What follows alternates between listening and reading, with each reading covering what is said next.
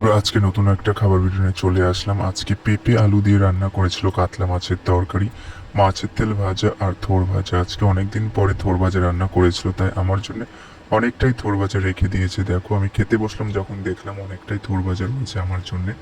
আর এদিকে রান্না করেছিল মাছের তরকারি। দেখো, খুব ভালো লাগলো। প্রথমে একটা ভাজা মাছ নিলাম, ভাজা মাছ দিয়ে খেলাম। ভাজা মাছটা খেতে কিন্তু খুবই ভালো লেগেছিল।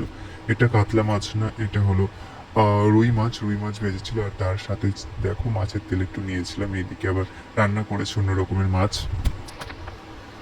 তারপর আমি থোড় ভাজা দিয়ে খেলাম। থোড় ভাজা খেতে কিন্তু খুবই ভালো লাগে। আজকেও থোড়টা যে ভেজেছিল খুবই ভালো লাগে, কিন্তু থোড়টা দুদিন আগে এনে রেখেছিল, তাই একটু শুকিয়ে গেছে। তাই রান্না করেছে বলে এরকম একটু রং দেখাচ্ছে, কিন্তু খেতে খুব ভালো লাগলো। তারপর আমি মাছের তরকারিটা নিলাম, মাছের তরকারি দিয়ে খেলাম। মাছের তরকারিটা খেতে কিন্তু খুবই ভালো লাগলো। আজকে দিদুন রান্না করেছে, দেখো খেতে কিন্তু খুবই ভালো লাগলো। দেখা হচ্ছে পরে আর একটা খাবার ভিডিওতে।